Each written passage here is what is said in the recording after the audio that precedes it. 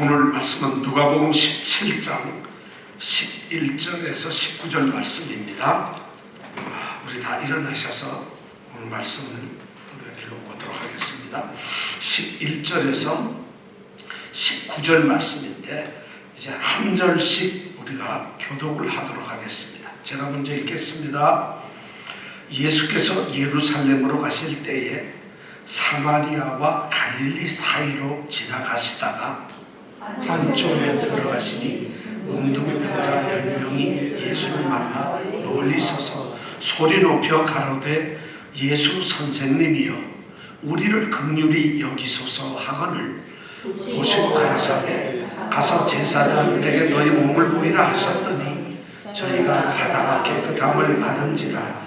그 중에 하나가 자기의 나은 것을 보고 큰 소리로 하나님께 영광을 돌리며 돌아와 예수의 발 아래 엎드려 살해하니 저는 사마리아인이라.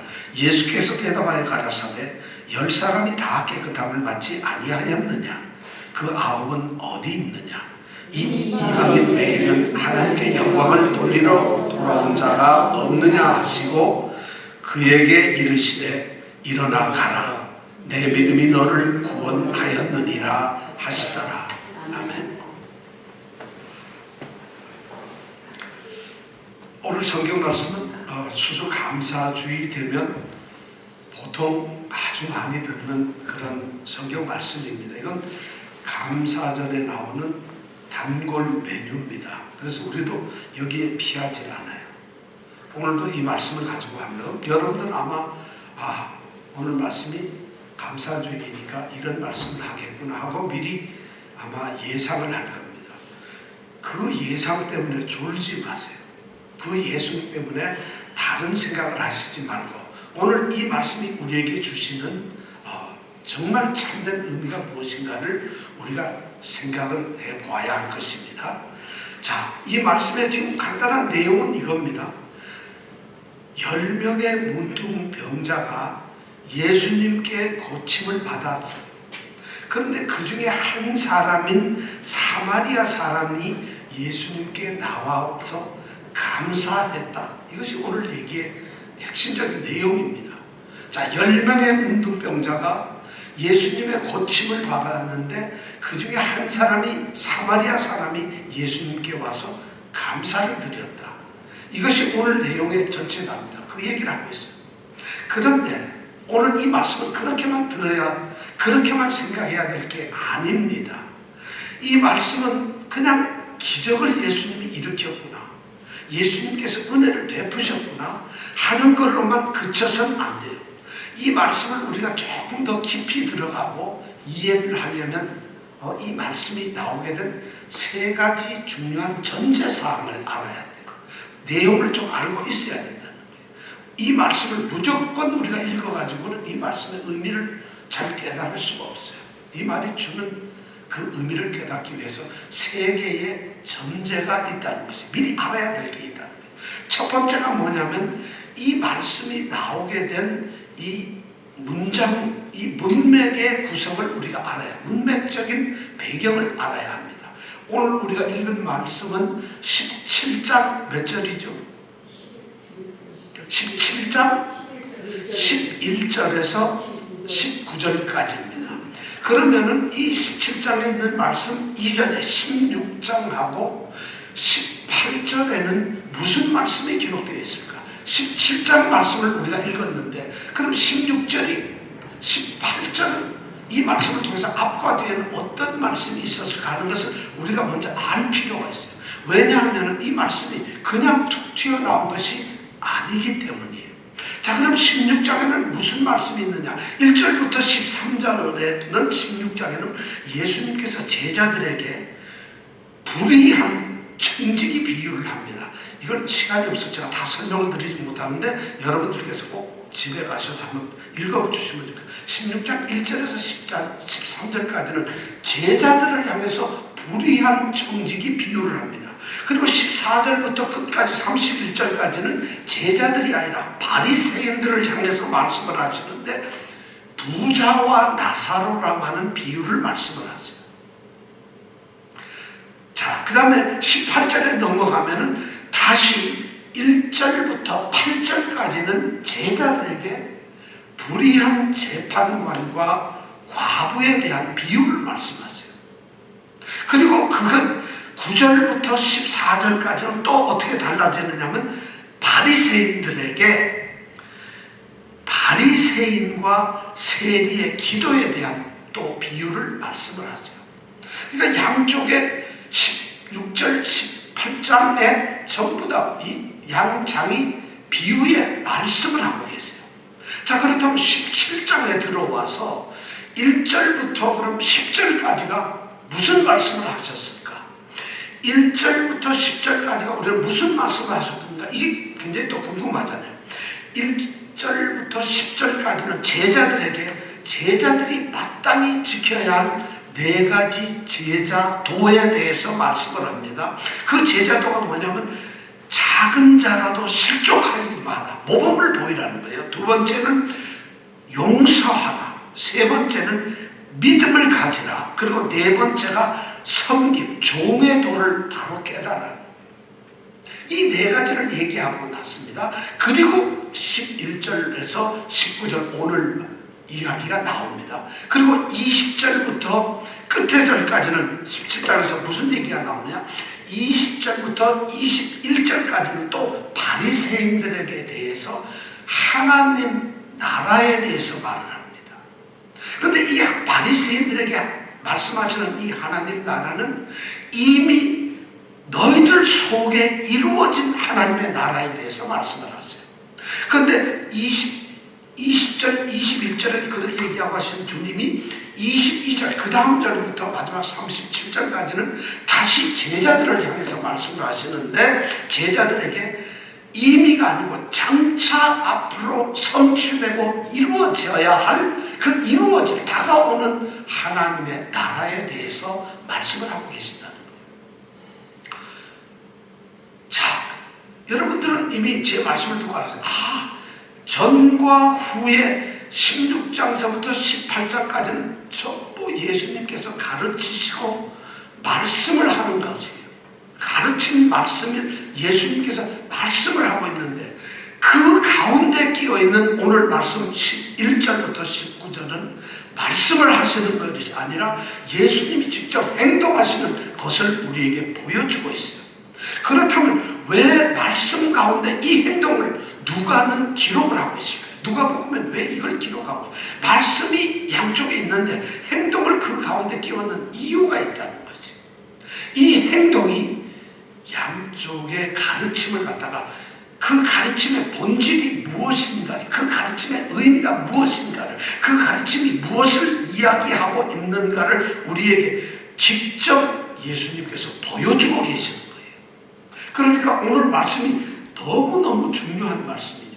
이건 추수감사절의 성경 말씀이 아니라 우리의 믿음에 있어서 너무너무 중요한 그러한 사건이 일어나고 있고 그 가운데 예수님께서 행하신다는 거예요. 기적을 베푸신다. 우선 우리가 첫 번째 알아야 돼. 이 문학적 배경을 알아야 돼요. 그 다음에 이제 지리적 배경을 알아야 되고 그 다음에 3번째 인물 배경을 아는 것이 굉장히 중요합니다. 자, 그러면 오늘 말씀을 이제 들어가 보면 이렇습니다.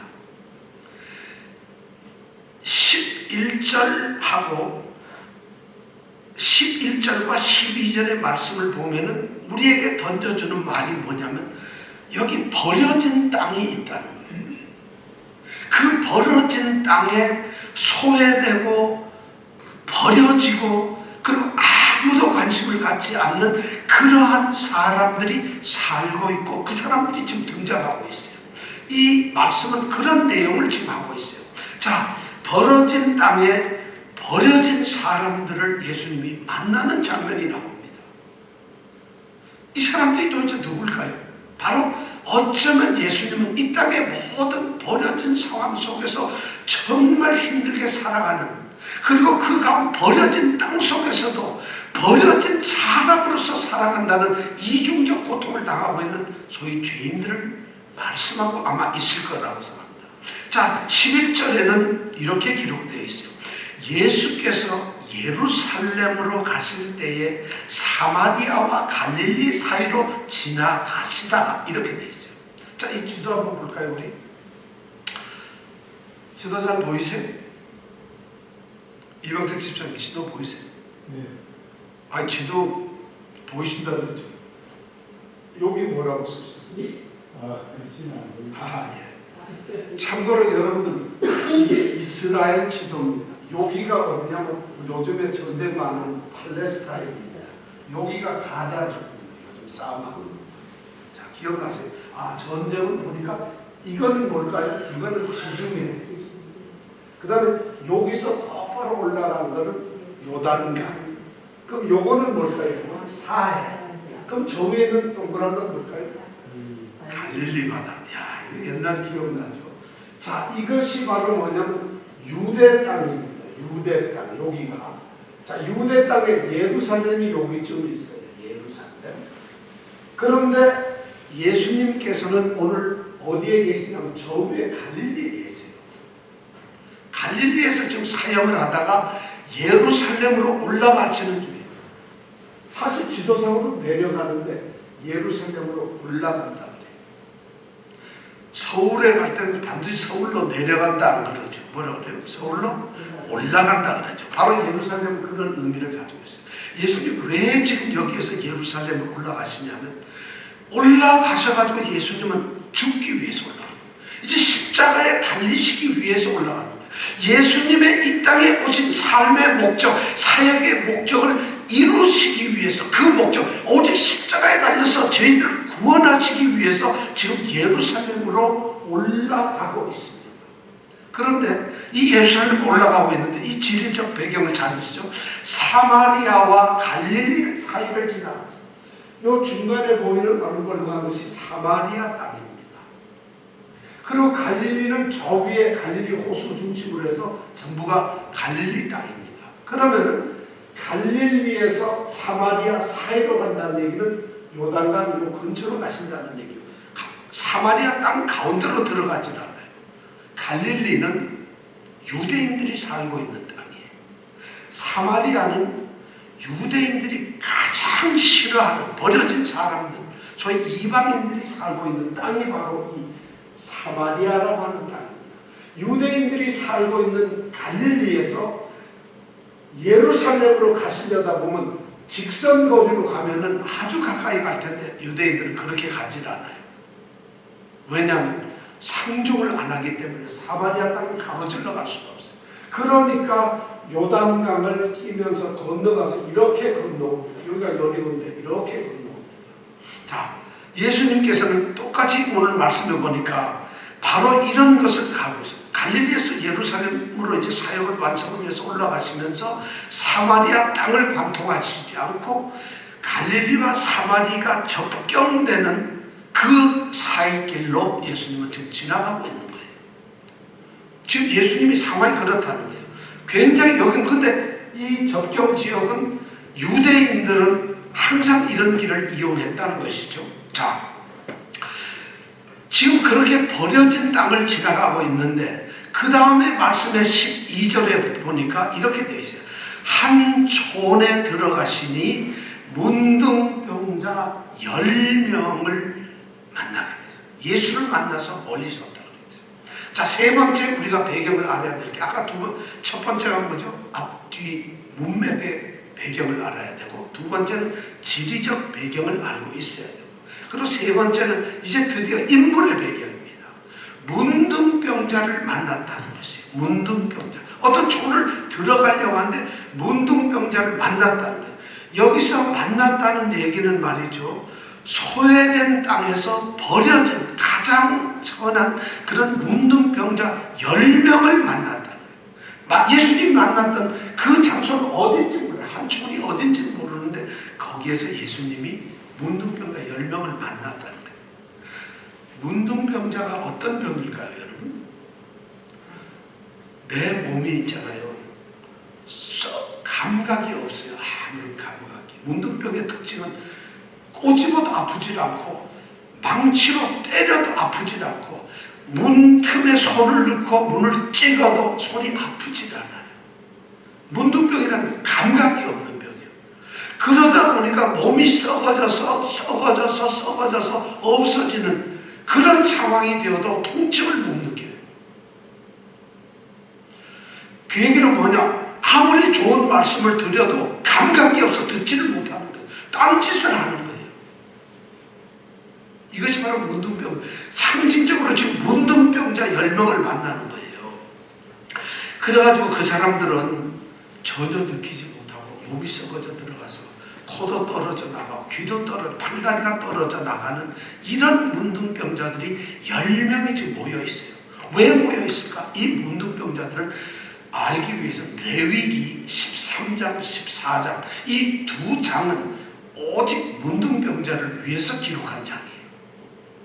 문둥병자들은 그 13장을 읽어보면 문둥병자가 어떻게 문둥병자가 되고 인정을 받는가, 14장은 문둥병자가 만약 고침을 받았을 때 어떻게 정결 예식을 해서 그가 문둥병에 나았다는 것을 인정할 수 있는가, 이 두 가지. 13장은 문둥병에 걸린 자에 대한 대우, 14장은 문둥병에서 나은 사람을 어떻게 할 것인가, 이 두 가지가 레위기 13장 14장인데 문둥병자들은 바로 이런 존재들이다 보니까 이들은 영적으로나 육적으로 부정한 자들이에요. 더러운 자들이에요. 아주 더러운 자들. 그리고 이 사람들은 말만 살아있지 죽은 사람들하고 똑같아요. 우리가 살아있으나 죽은 것 같다, 이 말은 뭐냐면 공부를 하고 있지만 공부를 하나도 안 해요. 수업 시간에 공부를 하면서 볼펜을 이렇게 들고 있는데 예를 들어서 다른 생각을 하고 있어요. 그럼 수업을 받고 있는 것 같지만 수업을 안 받고 있는 거예요. 시장에 가서 물건을 사는 것 같지만 아무 생각 없이 지나가면 그건 쇼핑을 하는 게 아니죠. 바로 이 문둥병자들 살아는 있는데 죽은 것 같은 존재예요.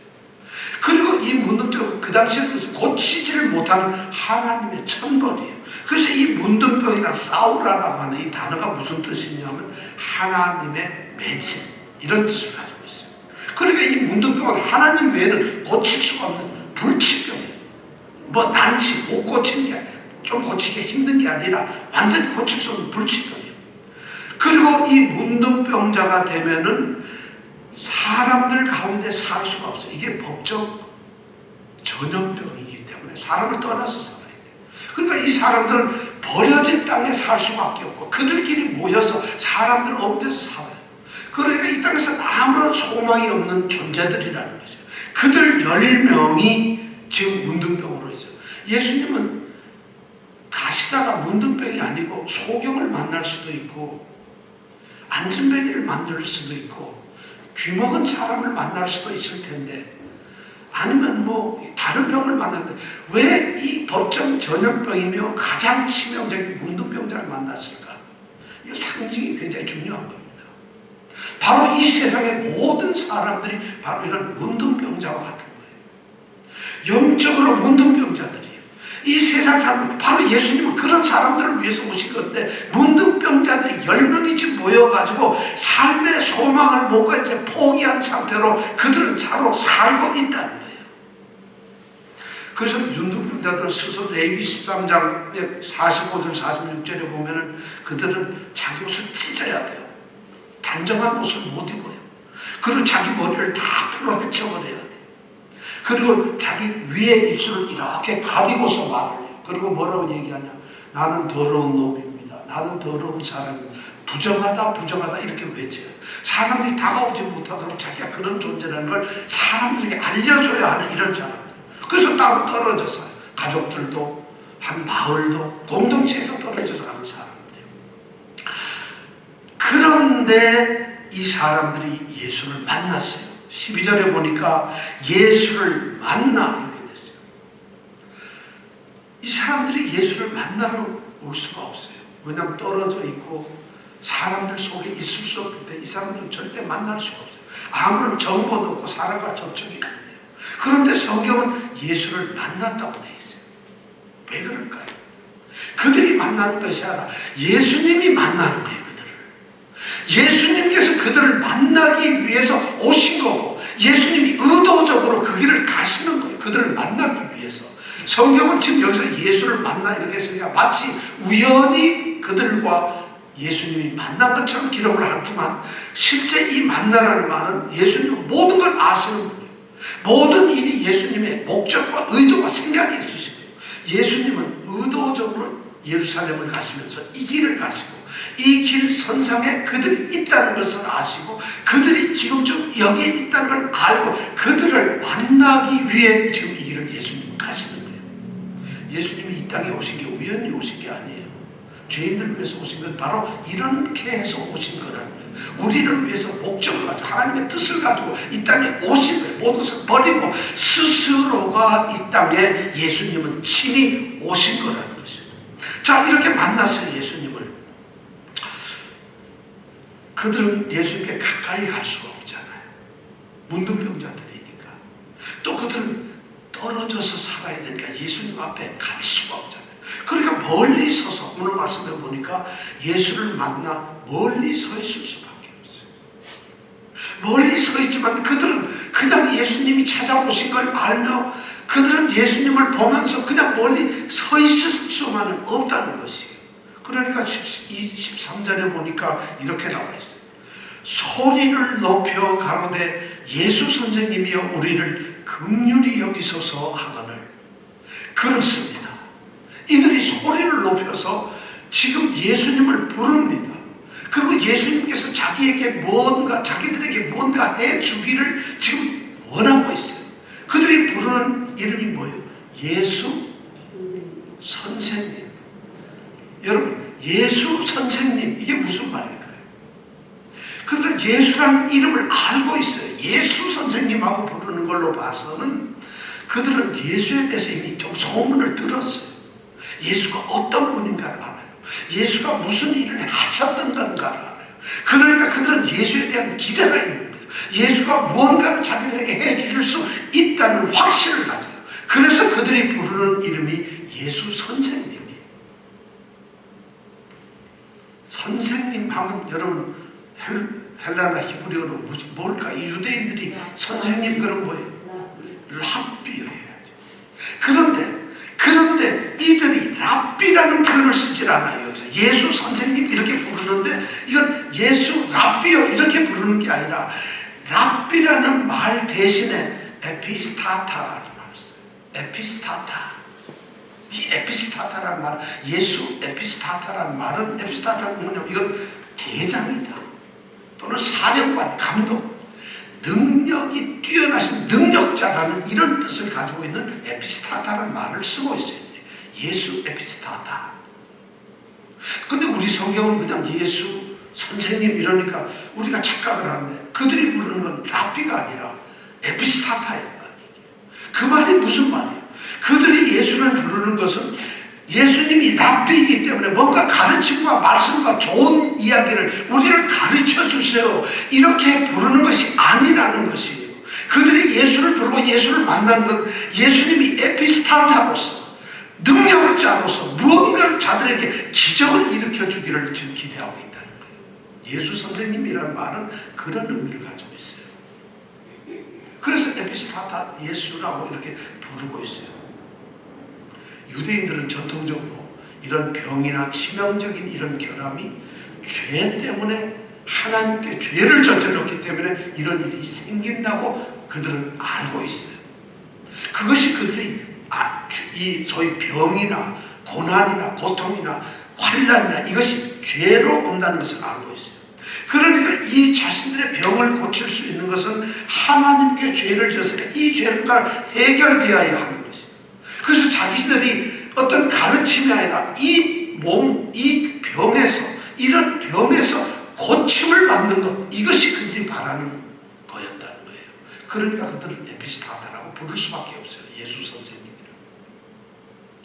그러면 여러분도 생각해 보세요.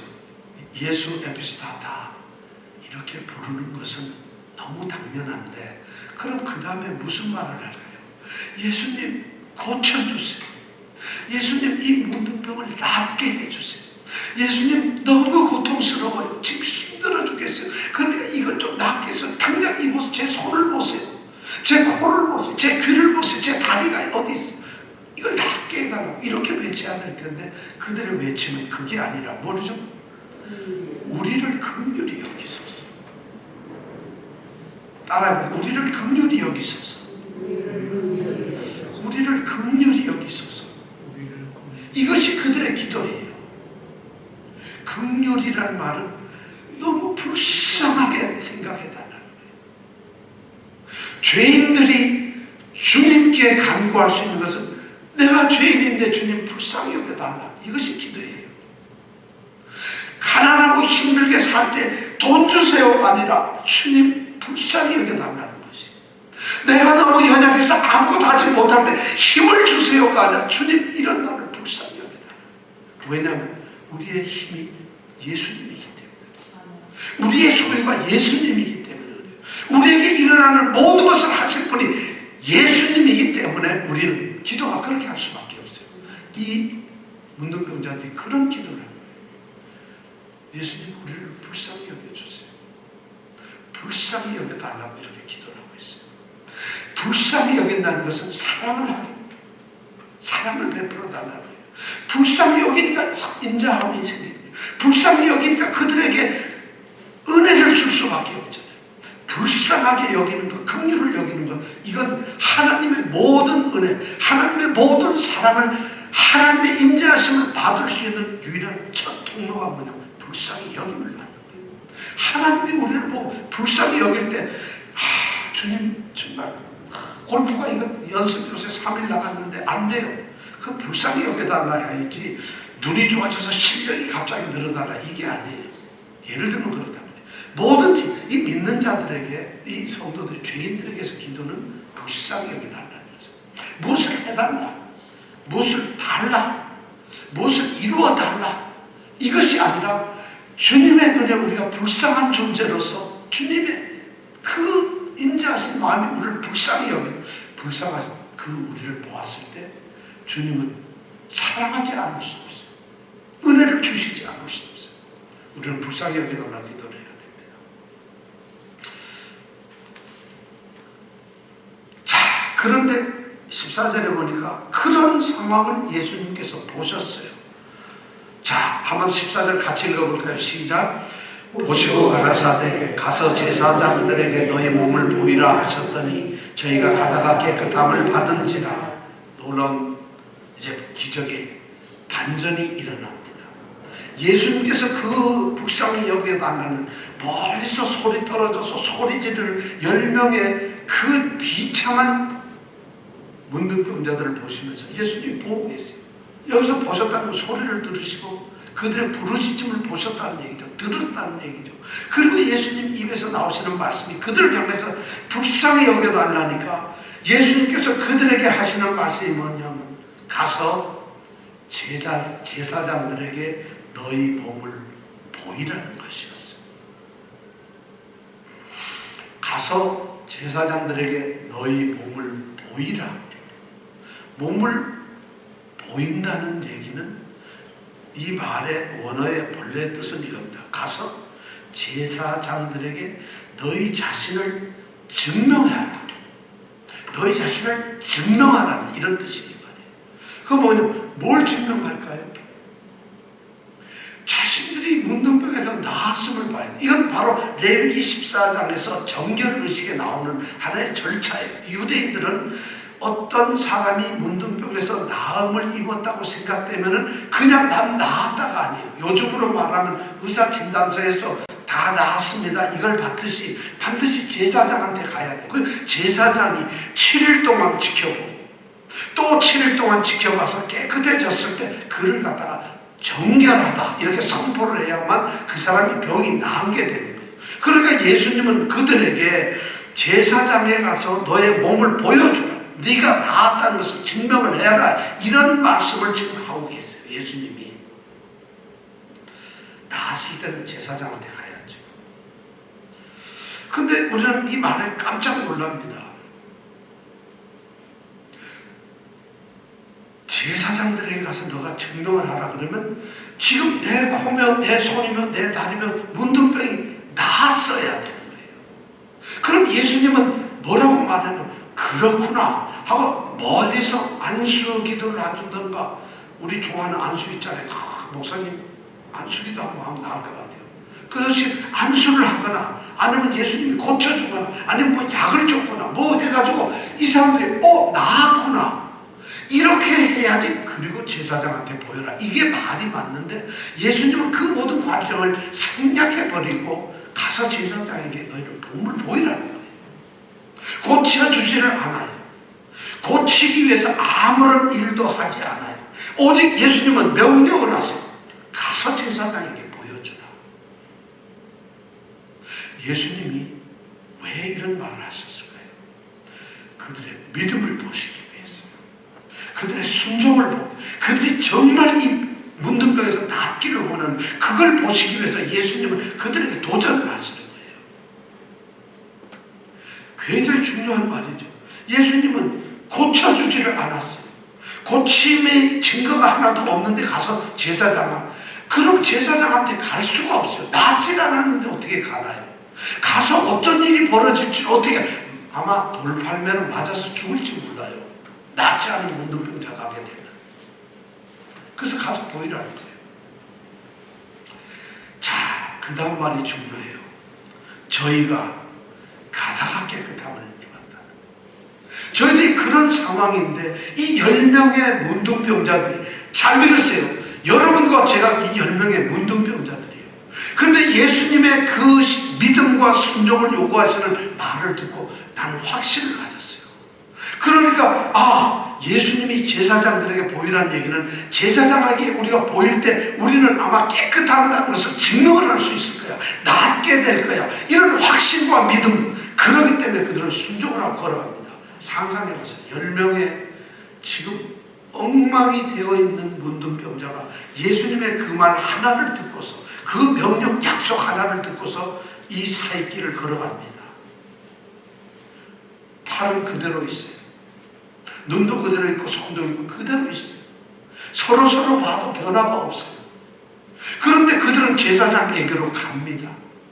여기서 예수님이 원하는 것이 바로 뭐냐면, 너희들이 예수 나를 믿느냐, 내 말을 따를 수 있느냐, 그것을 정말 시험하고 그들은 갑니다. 놀라웠게도 기적이 일어납니다. 가는 길 도중에서 낫지 않았으면 제사장한테 못 가죠. 나았다는 것이. 나았다는 것이. 예수님의 그 말씀에 순종하고 그 말씀을 따르던 나았다는 것이.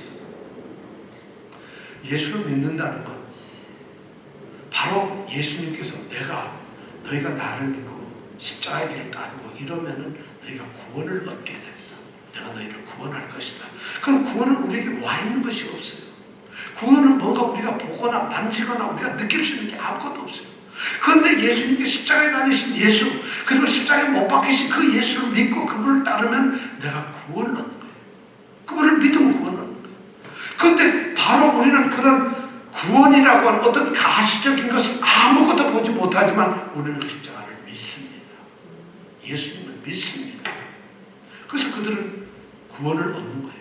즉 이 10명의 문둥병자들은 그렇게 병이 나았다는 것이에요. 저는 이 10명의 문둥병자의 믿음, 정말 이겁니다. 이거 우리보다도 100배는 더 뛰어나요. 우리가 누가 예수님께서 이런 우리가 믿은, 너희들 기도하고 간구해라. 그러면 반드시 내가 이루어주겠다. 너 돈이 없구나. 그럼 불쌍히 여겨주세요. 내가 너가 뭘 나보고 불쌍히 여겨달라는 걸 안다. 너의 경제적인 형편을 좋게 해주마.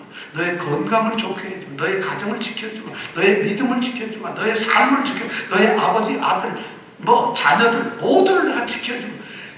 주님께서 하신다는 이 성경의 약속이잖아요. 이 말씀을 믿고 우리가 과연 순종할 수 있느냐는 것이. 이 10명의 문둥병자는 정말 위대한 믿음의 사람들이에요. 대단하죠. 오늘 우리에게 이런 믿음이 과연 있을까요? 우리가 이런 믿음을 정말 가질 수 있을까요? 이 10명? 저는 이 10명은 사람들에게 쫓겨나서 어떤 곳에 있는 이 사람들이 아무것도 소망을 잃어버리고 누구 하나 그들에게 정말 그들은 먹는 것조차도 어쩌면 사람들이 갖다 놓고 버리면 가서 그걸 가져와서 먹어야 되는 이런 사람들이에요. 죄 지은 사람은, 죄인들은 이 땅에서 구원받을 일이 있을 수가 없어요. 그들이 돈을 벌었다고 죄가 없어지는 게 아니에요. 그들이 몸이 건강해진다고 죄가 없어지는 게 아니에요. 지위가 높아진다고 해서 우리의 죄 문제가 해결되지 않아요. 죄 문제를 해결할 수 없는 이 처절한, 완전히 이 땅에서 하나님을 모르고 하나님을 떠나고 하나님과 관계없는 이 죄인들이, 그들이 죄에서 해방될 수 있는 것, 죄에서 자유를 얻고 구원을 얻을 수 있는 것, 그건 바로 예수님밖에 없어요. 그 예수님을 믿는 것이, 그 예수님의 말씀을 믿는 것이, 그 예수님의 약속을 믿는 것이, 예수님께서 가르치신 모든 것을 믿는 것이, 그것이 바로 진정한 믿음이에요. 그렇지 않으면 안 되는 거예요. 이 10명의 문둥병자가 그것을 지금 믿었다는 것이에요. 그것을 믿고 있다는 것이에요. 그것을 믿었다는 것. 내가 들었던 소문, 그들이 예수님의 말씀을 들어봤나요? 가르침을 들어봤나요? 예수님이 뭘 하셨나요? 예수님에 대한 소문만 들었을 거예요. 예수님을 맞닥뜨린 적도 없어요. 자기 주변에 예수님에 대해서 아는 사람들이 아무도 없어요. 그들은 떨어져 사는 사람들이니까 바람결에 들려오는 소문들, 사람들이 먼 데서 수군거렸던 얘기들, 지나가는 사람들이 뭐가 떠들 때 먼 데서 들었던 예수님에 대한 이야기들이에요. 예수님이 어떤 분이라는 걸 알아요. 그런데 그들에게는 간절함이 있었다는 거죠. 그들에게는 그것이 제일 중요하다는 걸 알았다. 그래서 그들은 예수님께 외칠 수가 있었어요. 그분은 그분은 에피스타다다. 정말 능력자이시다. 정말 그분은 그렇다. 그들은 그것을 알고서 예수님께 그렇게 간구하며 긍휼을 베풀어 달라고 했던 것입니다. 그리고 예수님께서 가서 보이라는 그 말씀 한마디에, 이분은 에피스타다니까, 능력자니까, 에피스타다니까, 이분은 반드시 이룰 수 있는 분이니까 그들은 아무 생각도 없이, 마치 아브라함이 내 본토 친척 아비 집을 떠나 내가 내게 지시할 땅으로 가라. 예수님은, 하나님은 아브라함에게 내게 지시할 땅이 여기다 하고 말씀을 안 해요. 단지 하나님이 말씀하는 것은 내 본토 친척 아비 집을 떠나서 가라는 것이에요. 내가 내게 지시할 땅, 지도가 있었나요? 내비게이션이 있어서 어디라고 해서 그걸 알려주었나요? 떠나라는 것이에요. 근데 그 말씀을 믿고 떠납니다. 사실은 이런 겁니다. 광야길을 나가는 모세가 하나님께서 너희 백성을 이끌고 나와라 했을 때 사실 그들은 가나안만 생각했어요. 그런데 어떠한 약속도 없이 그들은 나옵니다. 성경에 보면은 모든 사람들이 이 예수님, 하나님의 말씀을 듣고 그 말씀을 의지하고서 갑니다. 그 말씀 때문에 그들은 움직입니다. 바로 믿음이라는 것이 뭐냐? 그렇게 말씀하면 아무것도 보이지 않는 것들, 아무 것이 이루어지지도 않는 것들, 아무 것이 나타나지도 않는 것들, 아무런 것이 현실이 아님에도 불구하고 그것이 예수님의 말씀이기 때문에, 하나님의 약속이기 때문에 그것을 신뢰하는 것, 이것이 믿음이에요. 여러분, 십자가 달리신 예수를 보셨나요? 여러분, 예수님 만난 적 있나요? 여러분이 십자가를 하는 혹시 예루살렘 거기에 한번 가서 보신 적 있나요? 가서 봤다 하더라도 그게 예수님의 십자가인가요? 근데 우리는 그렇게 십자가에 달리신 예수님이 나를 구원하실 거라는 것을 알기 때문에, 그리고 내가 예수님을 믿음으로써 구원을 받았기 때문에 우리는 믿습니다. 그리고 우리는 그런 믿음의 삶을 삽니다. 오늘 이 10명의 문둥병자들이 바로 그런 일을 했다는 거예요. 저는 정말 이것이 예수님이 들려주시는 복음이에요. 16장과 18장에서 말씀했던 예수님이 말씀하는 복음의 메시지가 바로 이거예요. 10명의 환자, 10명이라는 이 열이라는 숫자는 완전한 수예요. 이 땅의 모든 죄인들, 어느 누구든지 예수를 믿으면, 예수를 신뢰하고 예수를 순종하면 이렇게 구원을 받는다, 나음을 입는다는 것이에요. 이것이 오늘 말씀의 핵심이에요. 그러나 여기까지가 아니라는 것이에요. 그 다음에 또 다른 대반전이 이루어지고 있다는 것입니다. 15절부터 19절까지 또 다른 반전이에요. 시간이 너무 갔어요. To be continue. 오늘 여기서 끝낼 수가 없네요. 우리는 10명의 운동병들이 나왔다는 사실, 이걸 기억해주세요. 우리가 바로 운동병자. 10명 중에 우리는 한 사람이에요. 10명 중에 여러분 한 사람이 되길 바라요. 정말 여러분들이 그런 존재가 돼. 우리가 이 감사절에 나는 바로 이런 존재다. 예수님께서 나를 구원하셨다. 예루살렘으로 가시다가 십자가에 달리시는 그 길걸음에서 내가 예수를 만나서 난 구원을 얻었다. 십자가에 예수를 구원받았다. 이것이 우리에게 큰 은혜로, 이 감사절에 가장 큰 우리가 은혜를 받는 것은 바로 이렇게 구원을 얻는 것이에요. 나음을 얻는 것이에요. 이 은혜가 우리에게 있기를 바라며 15절부터 19절까지 또 다른 반절은 다음 주에 우리가 말씀을 나누기로 하겠습니다. 기도하겠습니다.